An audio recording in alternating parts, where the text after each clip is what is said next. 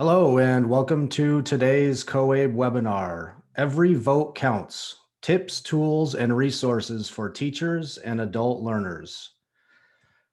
Today's webinar is brought to you by Jennifer Gagliardi, who has been teaching ESL Citizenship at Milpitas Adult School since 2002. As a trainer for Outreach and Technical Assistance Network, she presents on the topics of citizenship and technology at state and regional COABE, CCAE, CADISOL, and CASAS conferences. In 2007, she launched U.S. Citizenship Podcast, which can be found at www.uscitizenpod.com, which distributes citizenship resources and is the author of U.S. Citizenship Bootcamp. As a reminder, you can submit your questions in the Q&A box, and please help me welcome Jennifer by saying hello in the chat box. Thank you.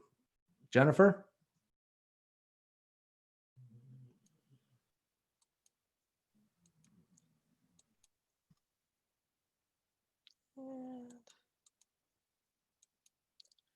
Hi, am I not? Hello, everybody. How are you doing? Can you hear me okay? We can hear you perfectly. Okay, great. So I'm going to start my slideshow. Thank you for coming to my presentation. My name is Jennifer Gallardi, and I'm really excited to talk about voting today. I'm sure we all remember the first time we voted, and hopefully we can pass the love and excitement on. The first thing, let's get into it. So today participants will identify the latest civics and online voting resources appropriate for ELL, ABE, and citizenship adult learners in the form of mobile apps, videos, podcasts, websites, activities, and more.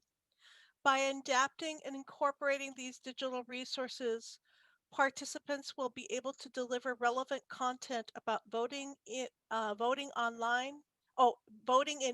online blended, distance, or directed self-study learning environments. I welcome your questions, and there'll be times where I might pause the presentation so we can talk a little bit further. This was what our timeline is looking at. Looking like March 13th, our school started shutting down. Our community started going into quarantine, but we still had to deliver on some very important things. We had to deliver on the National Census Day. And in late May and early June, we had a lot of the anti-racism protests, which really opened up a dialogue between community safety and racism in our communities. Because of the quarantine, USCIS immediately shut down their offices to protect their workforce and to protect the applicants for citizenship. This created a huge backlog for people who are waiting for their green cards, who are waiting for their citizenship interviews, and it also impacted new voters in the potential election. But we started gradually coming back to life. We had Income Tax Day.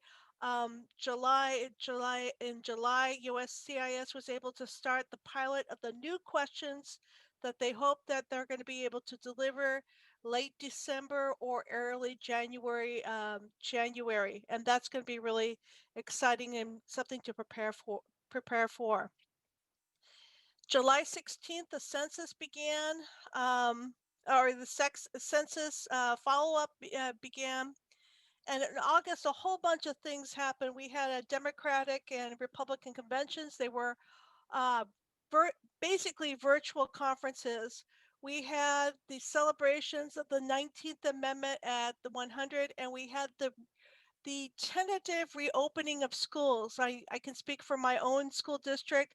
All our classes are being conducted on Zoom until the January. Continuing on, September the 18th, Justice Ginsburg dies, and that created particular tension in the election process because we there quickly a new justice to replace her was nominated. September the 30th, the presidential debates kicked off. They had been initially delayed, but now, and one of them had even been canceled. But we're working our way through the presidential and vice presidential debates. USCIS was supposed to do a fee increase in October, but that fee increase was blocked. So that was really difficult to see. Some people are happy, but USCIS is funded by their fees, and so we need to look for alternative funding for USCIS. We also, during that time, we were seeing two positive developments for USCIS. They reorganized their website, and also the Smithsonian Preparing the Oath uh, reorganized itself, so it's now without flash. It looks beautiful on mobile devices, so that was really, really positive. One of the things I basically forgot to put in this uh, timeline was that there's been increasing speculation about the safety of the mailing in our ballots. So uh, early voting began in California October the 5th. Some people are walking their ballots in. Some people are trying to drop off their ballots. There's been a lot of questions about the mail, but the post office is trying to do their very, very best to deliver election material on time. October the 2nd, Trump and some of the staff got COVID-19. And so there are further concerns about that. October the 16th, the census count ended early, and now we're looking at the presidential election. So let's start out with some really good news. Happy anniversary. And what anniversary am I talking about? The 19th Amendment. So this was adopted as the theme from the National Constitution Center.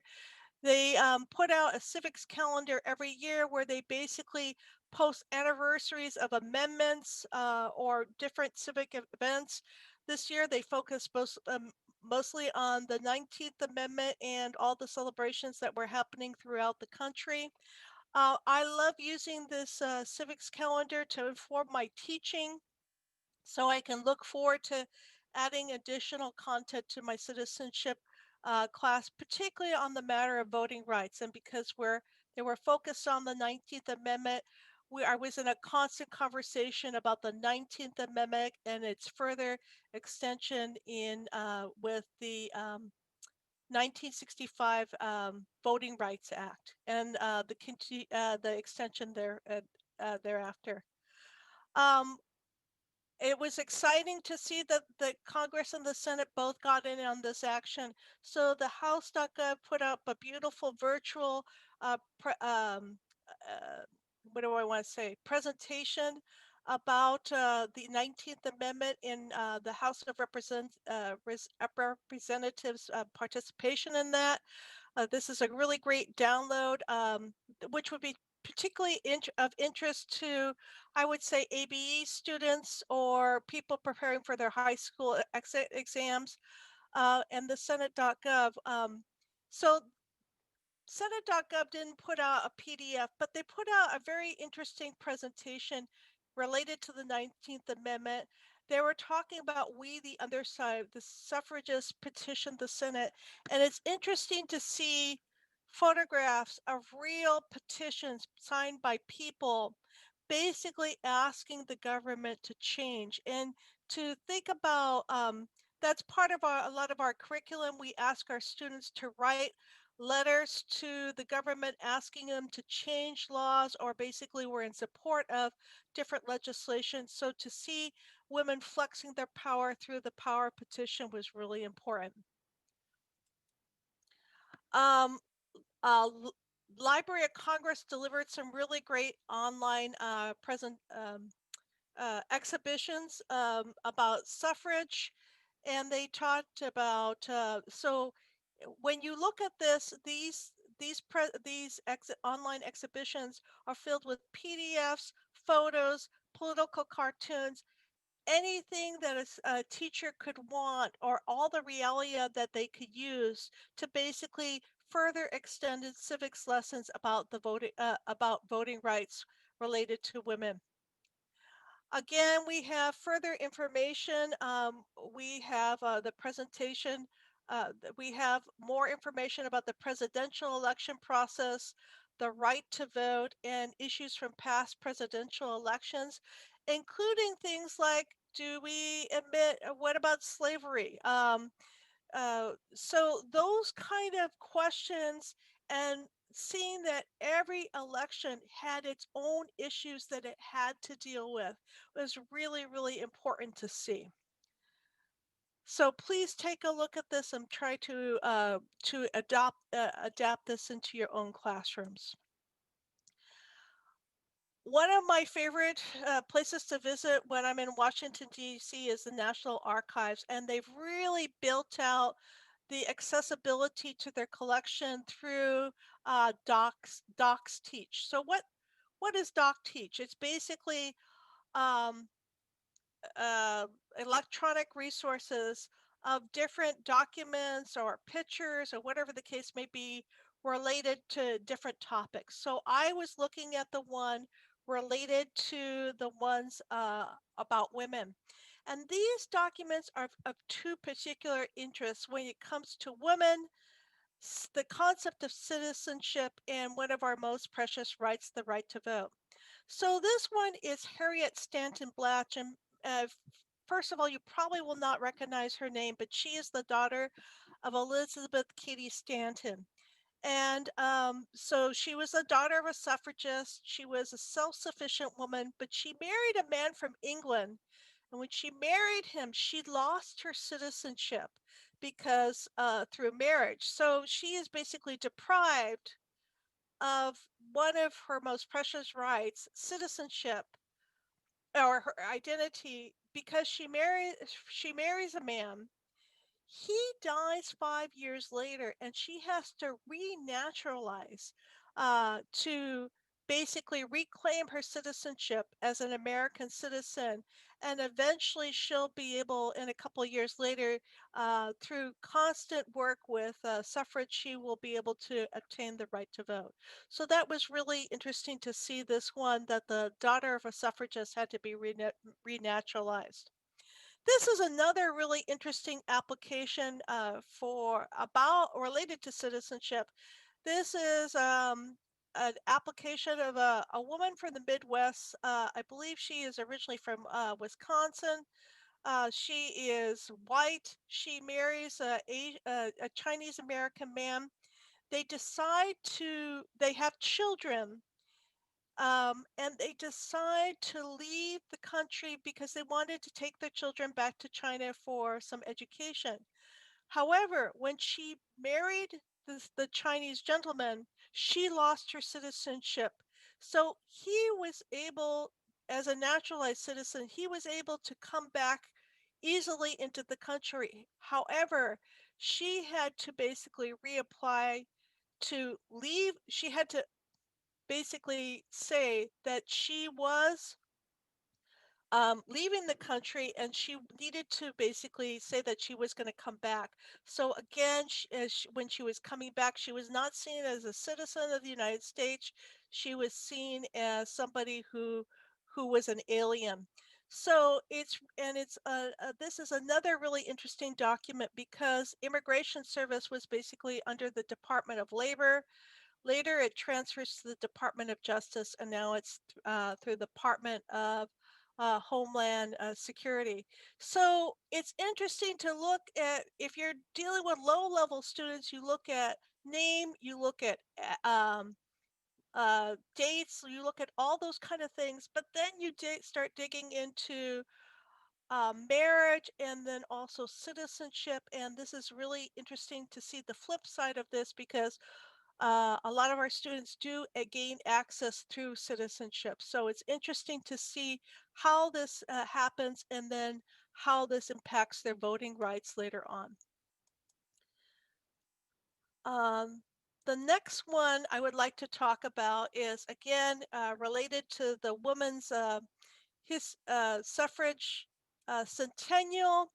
Uh, Woman Votes 100 basically put out a series, a planning guide for every single one of the states. So it's a boilerplate guide that talks about the original suffragists and basically the timeline. But inside those PDFs, there's information particular to each state, and it talks about the prominent suffragists and the dates. It also talks about the um, the different states, the particular commemorations that are happening in the states, and every single one of those also includes information about outreach to voters. And particularly, in a lot of these situations, you will constantly see the League of Women Voters at the forefront, leading the charge for voter drives. So please take a look at Women Votes 100, and it's interesting to see these state history and commemorations related to suffrage. Let us continue. It was really interesting to see also, aside from the planning guides from Women Votes 100, it was interesting to see what the education departments from the different states put out related to suffrage. So here are three states. The first one's Kentucky, North Carolina, and Wisconsin. And they put out some beautiful PDFs full of all sorts of readings and activities and games and coloring pages and all sorts of things that you can teach up and down the educational system. So maybe you might use a reading for your adult students, but a lot of times, especially when I'm teaching at libraries, I always try to bring along coloring pages related to whatever topic we're talking about, because a lot of times people bring their children when they come in to uh, come into the library for education, or even now when we're at home, when I'm talking to my students, I also try to have activities related to the topic so the kid can basically learn along with the family, and or the learner along with the parent, and basically foster that family literacy component. So taking a look at some of these different activity guides from the states was really rich for my adult students, or is a really rich source for our adult students, and also for our family literacy goals that we set for ourselves. I want to now get a step back from history and go into voting resources. So is there any initial questions that I can address right now? Let's see. Covering the local location references.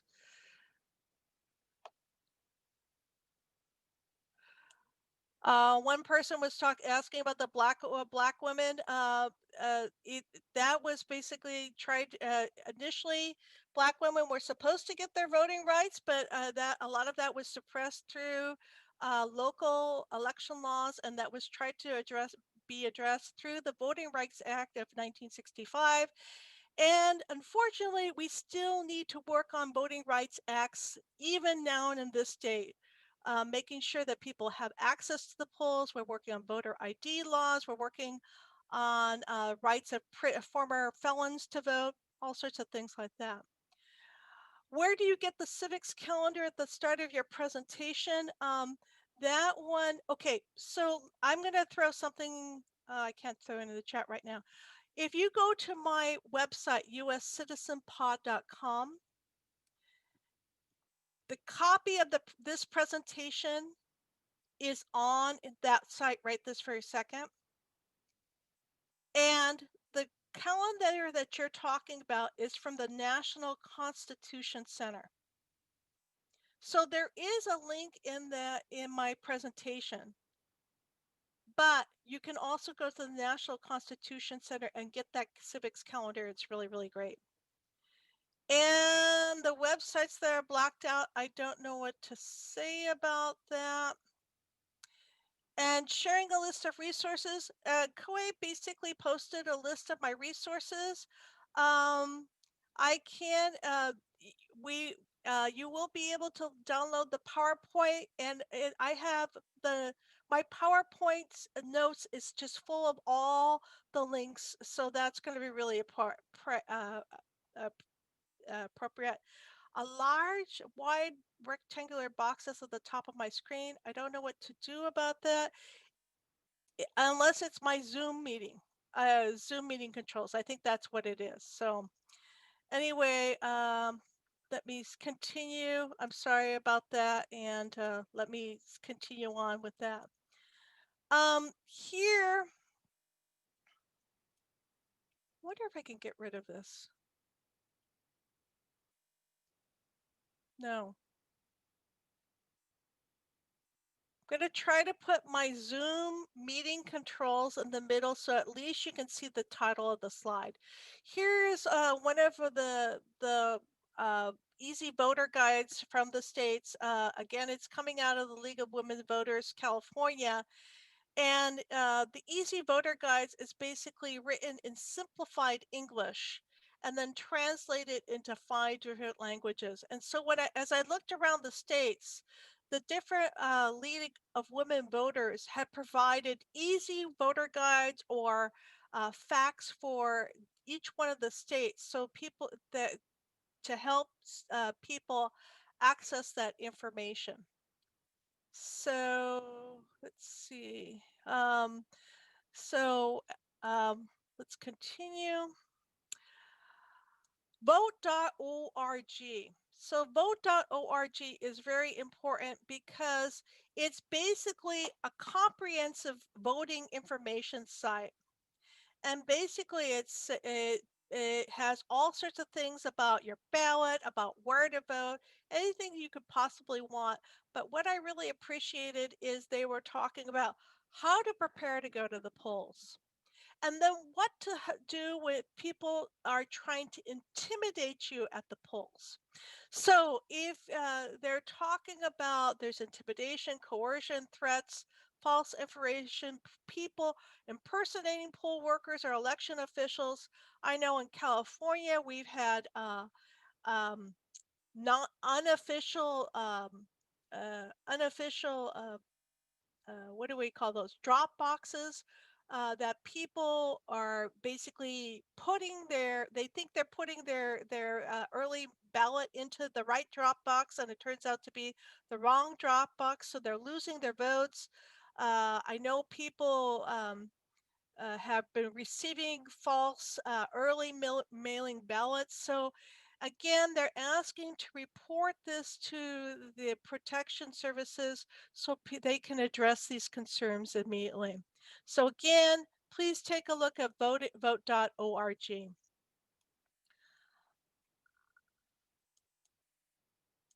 Let us continue. Another really great place to take a look at things is Vote 411 and Ballotpedia. Right now I have 411 up, vote411.org up on my screen. But the whole purpose of both of these websites is that you can put in your address. You can find out what's on your ballot. You can find out where you can vote, when you can vote, how you can vote. And so this, you can basically prepare your cheat sheet for yourself that you could take to your own local polling place and vote online. So Vote 411 and Ballotpedia are really interesting. And also you can do a side-by-side comparisons of the different candidates. So for instance, I personally live in San Jose, but my students are in Milpitas. So but when I try to prepare materials for my students, I don't know exactly what they're voting on because they have a different mayor, et cetera, et cetera. So I was able to use Vote 411 and actually see what's on their ballot or the choices they had. And I was able to prepare appropriate information for them. So again, take a look at Vote 411 and Ballotpedia. Let's continue. Another great resource for information, and I've actually taken my students on field trips, the County Registrar of Voters. The County Registrar of Voters, I actually live really, really super close to it. So the day I received my ballot, I ripped that, that envelope open and I filled it out. I filmed myself during the entire time. And then I basically jumped in my car and basically drove it down to the Registrar of Voters, simply so people can see what's happening at the Registrar of Voters. Okay, I don't have any concerns about the post office delivering my ballot, but I want them to see the source of who oversees our local elections. So again, a registrar of voters is a really great source of information for our students to basically see what's happening on the election, to find out where their polling places are, find out where the drop boxes are, etc., etc. So of course you can watch that video, but I would really encourage you, when you have access, to visit your county registrar of voters, and then also to basically tap the students who maybe have higher language skills in their native language and English, and perhaps work as a poll worker or poll worker, or to basically pick up things from drop boxes, things like that. So it's not only a source of jobs, it's also a way for students to participate in the election. Let's continue. One of the in California, we can or in San Jose, we can actually vote in five languages. However, if the individual states, Secretary of State, oversees the elections in that state. So it's interesting to go to the different states and see how they're basically doing outreach to their community. So here we have Minnesota. Minnesota has information about voting in 10 different languages, including African languages and languages I can't readily identify with. So the banner is usually the same, but here you can see the election material in Spanish. Not only do they have the label in Spanish, but they also have what it is in English. And they have some of the material about where and when and how to access their voting. So I just really thought the Secretary of State in Minnesota was doing an outstanding job reaching out to their communities and bringing them into the voting process. Let's continue. So I'm going to check the question and answers really quickly. Not seeing.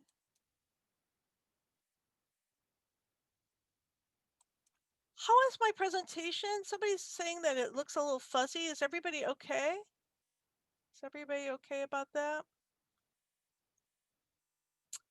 Okay, let's see. Okay, now I'm going to continue on to election headquarters for learners. So I've basically talked about government election sources of election information.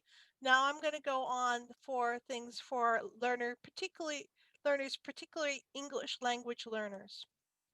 So one of the big places, excuse me, iCivics, their election headquarters just blows my mind. They have a great list of lesson plans, anywhere from debate prep to media and news literacy. So taking a look at their election headquarters, particularly in some of their activities. Now, some of their activities, such as the race to the White House, to the White House, which is basically an online game where you're running as president. It's a little bit high for some of our ESL learners. However, and it seems like it's a little bit too cute for adults. However, the content is absolutely rock solid. Okay, so if you have a student that seems to be at a higher level, you may want to turn them on to some of the online games through iCivics, and you may even want them to get them to play it together with their own kids. So again, you have the adult learner in a teacher role with their children. So please take a look at all the information iCivics adopted as necessary. Again, these lesson plans are really awesome, and I think it's a great testimony to the first Supreme Court Justice Sandra Day O'Connor. I understand this iCivics was started as part of her legacy. And I'll come back and I'll talk about iCivics a little bit later in our presentation. ESL Library has been posting information about the election. They have biographies of Joe Biden and Donald Trump that are up. They have a very interesting information about fake news, and I think this is really great because media literacy is key to figuring out what is good information and what is bad information, because you need to make informed decisions about who you're going to choose, not only at the presidential level. We've been focusing a lot on the presidents, but the same lessons can basically be adapted for local and state races. So I actually, if I was teaching older students, in the past, I would have them write mini biographies. Now, first, I would basically what I would do is I would probably have them read one of these biographies and basically try to adapt that biography for their local candidates. So basically, I always try to provide a model for my students and then basically provide them an opportunity to basically adapt it for our own purposes. Newsela. Newsela is subscription based. I believe for the election materials are basically available to everybody. You can create news classes in Newsela, and you can basically assign them as a role. However, you basically have some really interesting information here with the election premieres, which basically gives definitions related to the different to the voting vocabulary and election vocabulary.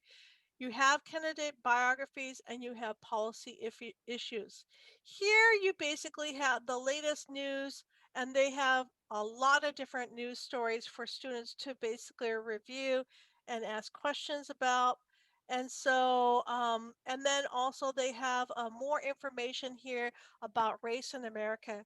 And for example, one of our earlier questions was talking about Black women, and just the question is just because you legislatively they say you have the right to vote, in all practicality, when you go to the voting booth or you go to the polling place, do they give you access to that polling place?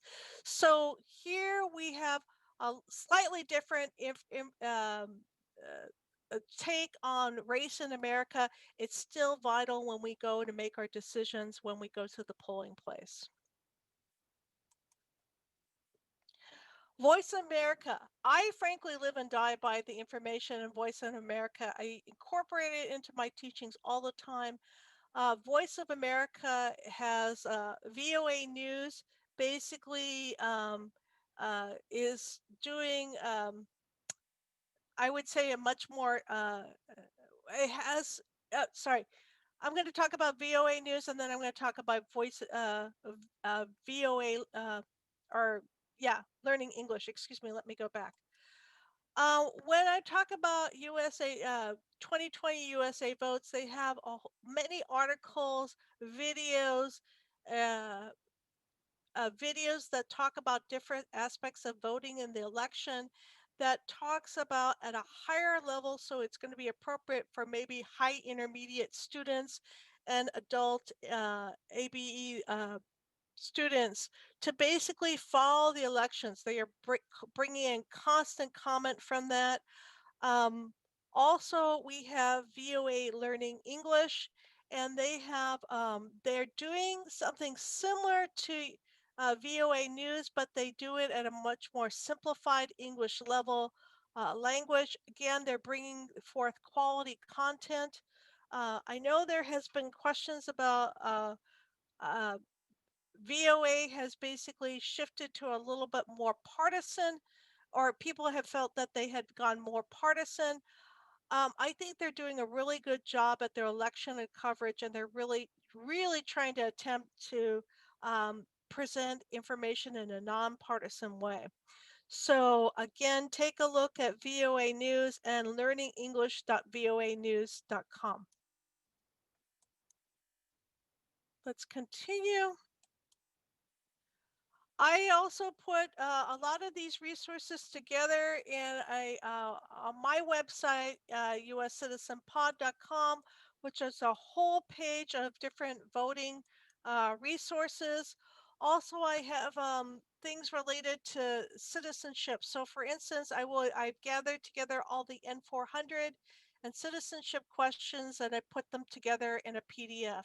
I've gathered together literacy level information in citizenship resources, and I put them together. So a lot of the resources that you see in this presentation are actually on that website right this very second. So please go take a look at uscitizenpod.com and see if you can pick up some more information. Let me check the question and answers.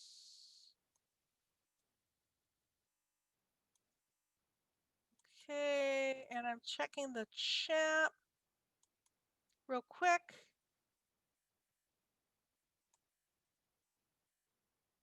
Okay. So everybody take a breath.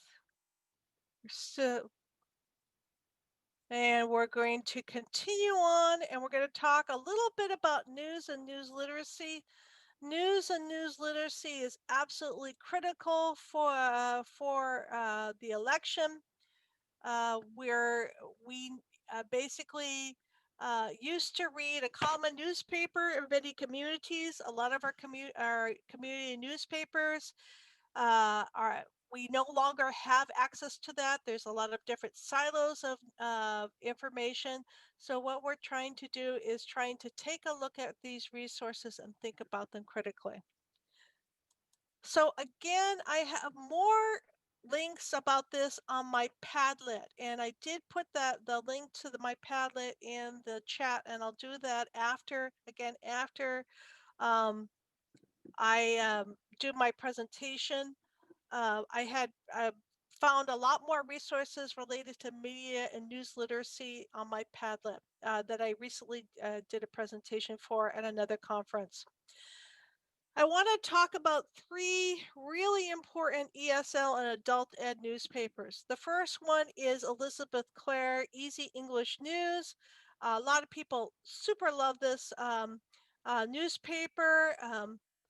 And she recently started reading 3 to 4 of her more important news articles and reading them online, and she's uploading those videos to YouTube.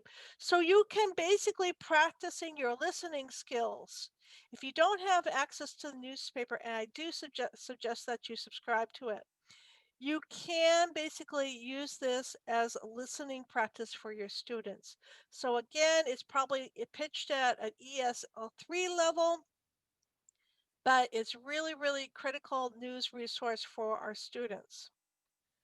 And plus, one of the great things about it is there's a lot of extension activities, and a lot of the content is actually contributed by students themselves. So please take a look at Elizabeth Clare's Easy English News. In the past, she has done voters guides. I don't see the one this year yet, but you never know with Elizabeth Clare. She works and delivers quality content constantly. Um, the next one is from, I believe it's from the New England Literacy Resource Center. They put out a student magazine called The Change Agent this year, or this month. They're talking about COVID as the change agent, and basically how we've adapted our lives and basically demonstrated resiliency during this time of COVID. So basically using this as a further uh, information to basically generate more conversations about resiliency, stress, how we're basically educating ourselves and our families at home. This is a really good magazine to take a look at, and you can share a lot of this online. So if you're teaching a Zoom class, you can put up one of these pages and mark it up or annotate it as you discuss it with your students. One of my very favorite sources for civics information is New Readers Press. Of course, a lot of people uh, use Lynn Weintraub's Citizenship series to teach citizenship, which I do myself. And also, if you're looking for a supplementary ESL and civics information, no one can beat Anna Gianella's novel scenes and all her the health stories that she's done. All those supplementary readers are really good. I personally created some PDFs because we have classroom sets in my class. I've created PDFs of those sites, not to distribute to my students, but basically to put those up and basically teach from, use them during my Zoom classes and mark them up. But one of the great things that News for You, which is from New Readers Press, does is that they put out a voting guide, and which is absolutely invaluable about talking about voting and where you can vote and how you can vote and the different issues surrounding the election. So please, this is a free PDF. Go and get this. Also check out their newspaper, News for You. A lot of the content is online, and it would be a great content to share through your distance learning classes. I really, as I said before, I really like VOANews, and they've done two really outstanding sections.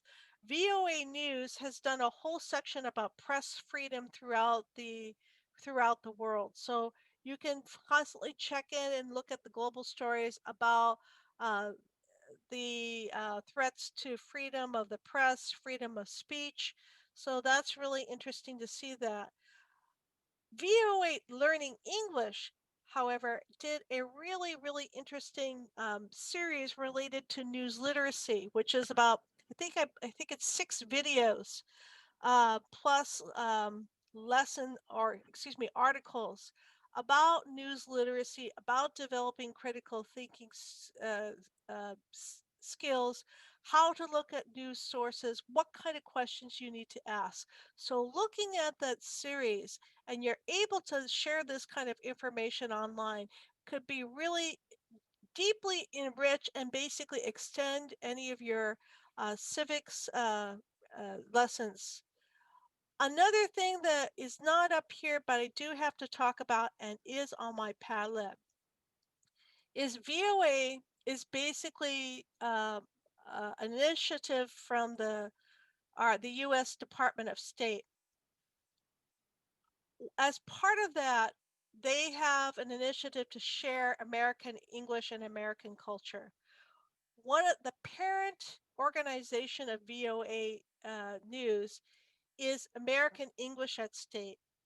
And they've developed on their YouTube channel, they put up a whole series about journalism. So they talk about student journalists. How do students write the news? How do students write stories? How do students write nonfiction pieces? It's part of MOOC. It was part of a distance learning program that they did, but the content is readily accessible, and you can pick and choose the videos that you want to present for this to basically encourage students to basically develop thesis statements, develop reference proof when they're basically constructing their stories. And I think it's basically a really great way for students to basically move from being content consumers to to critical consumers to people who are actually producing news.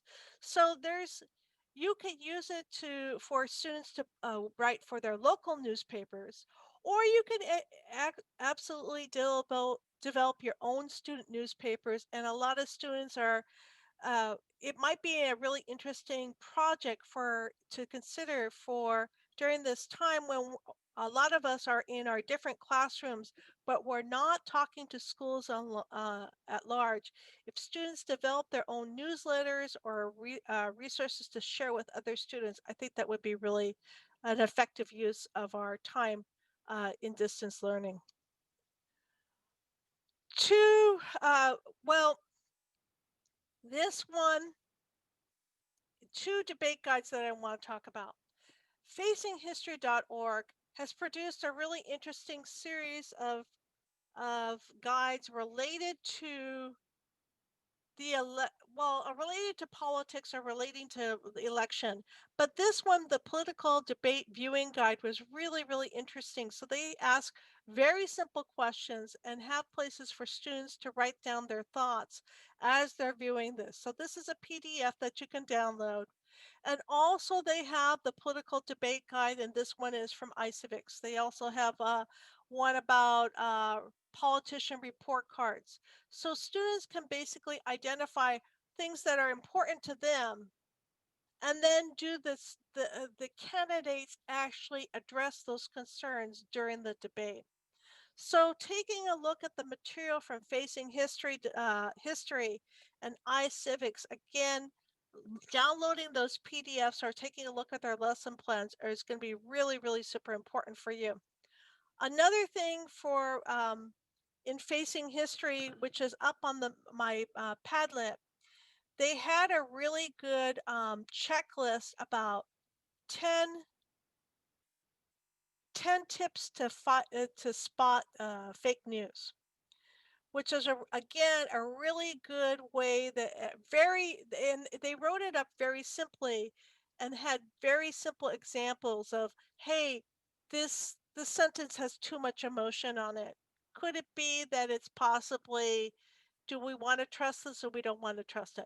So taking a look at those kind of PDFs developed by Facing History and iCivics is going to be really, really helpful. Now, these are produced as worksheets, but let's take a look at something a little bit more fun. And here is bingo cards for Mom Rising. And initially I'm thinking, wow, so this is in English and Spanish. And basically what you can do is that you can, a student would be watching a debate, and it doesn't have to necessarily be the presidential debate. It could be local candidates, or it could be things that they're particularly interested in. They can use this as identifying what they're interested in, what's important to them, and then they can basically see, do the candidates actually address this? Do they actually address gun safety? Do they address racial justice?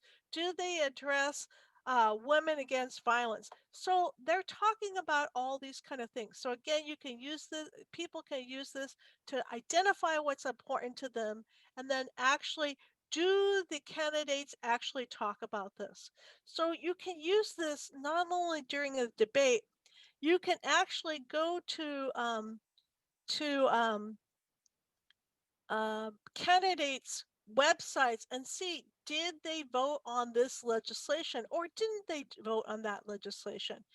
They can basically go to the League of Women Voters and see how does my candidate basically stack up on climate change. So taking a look using these PDFs of these bingo cards is going to be really really important. And you could maybe you're not going to maybe you don't give your students the entire candidate the entire bingo cards.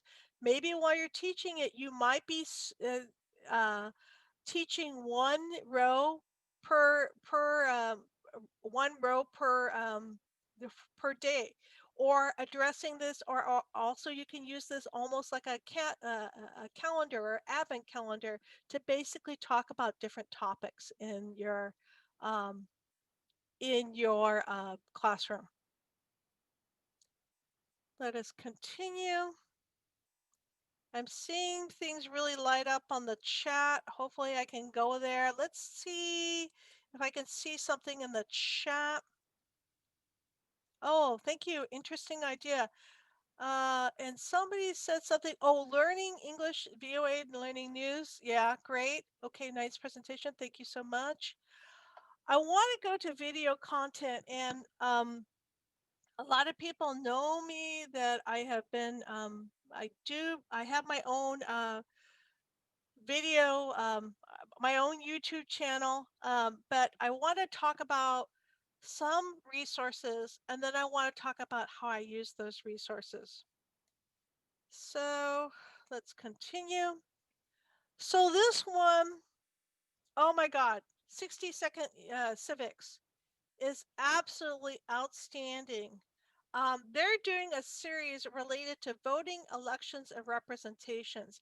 And initially, I was only seeing these videos on Twitter, but they've decided to start posting these quick little audiograms, and they're like a minute in a couple seconds about different aspects of voting. So they started out initially who had the right to vote, and now they're going to equal rights to women. They were talking about Native Americans, how they have been basically disenfranchised.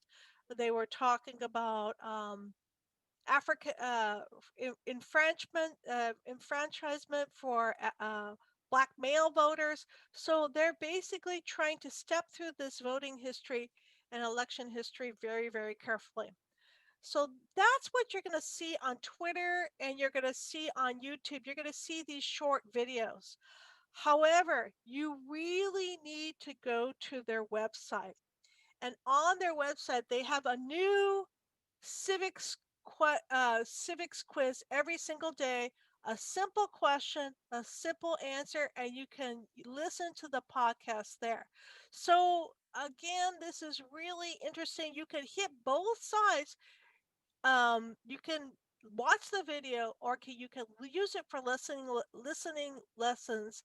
And today they're basically talking about they're talking about Native American voting rights, and here they're basically you listen to it, you answer the question, and you basically get a little bit of history and civics every single day. I cannot recommend this resource enough. They do an awesome, awesome job. Jennifer ESL and her YouTube friends like Rachel's English have gotten together, and they're putting out election and politics videos. They're not basically advocating a particular position. What they're trying to do is talk about the English and the idioms and the grammar around related to the election. So take a look at Jennifer ESL's playlist, and hopefully you can find something really good for your students. I find these videos probably, I would say, they would be intermediate advanced or at advanced level. They would be very appropriate for even for our ABE students, because she very clearly explains different election vocabulary. So, and it's always interesting to learn new idioms. So take a look at Jennifer and her friends, Rachel, Rachel English, and let's see, what did the chat say? Okay, so next one I want to talk about. VOANews on YouTube have been putting out USA Votes explainers. There's little bit simpler versions of this on the actual VOA Learning English site, but these are anywhere from a minute to 2 minutes about talking about different aspects of the election process. So I find that these go a little bit too fast. And so what do I have to do? I have to slow down those videos. So this is a really great video from TED Ed about the fight to the right to vote in the United States. And so what you do is you basically come down here to the YouTube settings. You select playback speed and you maybe put it at 0.75 or 0.5 percent, and to slow down the video, because there's a lot of great content in there. But if you're not paying, if you don't have laser focus, like I don't have laser focus, you might miss a lot. So slowing down some of those videos is going to be really helpful for some of our students. And then Jennifer, just a time yeah. check. We got about 2 minutes left. Okay, so one of the things about slowing down the videos, if you slow down the videos, you get them to listen to it slowly, and then you basically get them to go back to normal. Thank you for the time check. Check for understanding. I use the VOA Learning English Americans Presidents. I put it into Edpuzzles. These are only a minute videos, and then I ask 10 minutes, 10 different questions. I was crazy. Don't do that. In a minute, you can only get maybe 1 or 2 questions in. But again, use Edpuzzle or Pear Deck or Nearpod to check for understanding. And even Google Forms is really great. Let us continue on. Here's a tip for creating closed transcript. This is a really important video about the census. You basically come down to these 3 dots, you open the transcript, you can toggle back and forth the time stamps, and then you copy and paste this into a new document, and the students are able to basically and use for listening exercises. Family fun digital library. They have a lot of in there about civics and voting that students, parents can get their school age children to help them to read along with whatever the parent is studying. I do online jigsaw puzzles. And this is really important to see some of our own student resources. Susan Gare did a 30-second video with her students about talking about why you should vote. She's writing up a lesson plan for that. And I did, this is one of my students from Bulgaria, and she talked about some really interesting reasons why a person should vote. So getting our students in on that action. StoryCorps has a beautiful interviews, podcasts, and videos about the voting rights, especially about civil rights and the voting. This, I believe, has some great essays about the power to vote. And We Vote, We Count stories. It's about the good things about voting, the bad things, and the ugly things. Some things have been, so these are super short and will generate a lot of discussions. And we need to move from practicing with our students. So here my student is doing an online election, a mock election, to creating new voters. And that's what we are as adult learners. We need to empower our students to move from practice to full participation. And I would like to thank you very much for coming. Stay home, stay healthy, stay strong, vote, help your students to vote. And I know you will be great, great teachers. Thank you so much. Jennifer, thank you so much. That was a great presentation. A lot of good resources there. I want to thank all of the participants for jumping on today, and I hope everybody has a good day and a good rest of the week. Thank you so much. Bye-bye. Bye bye. Have a great day.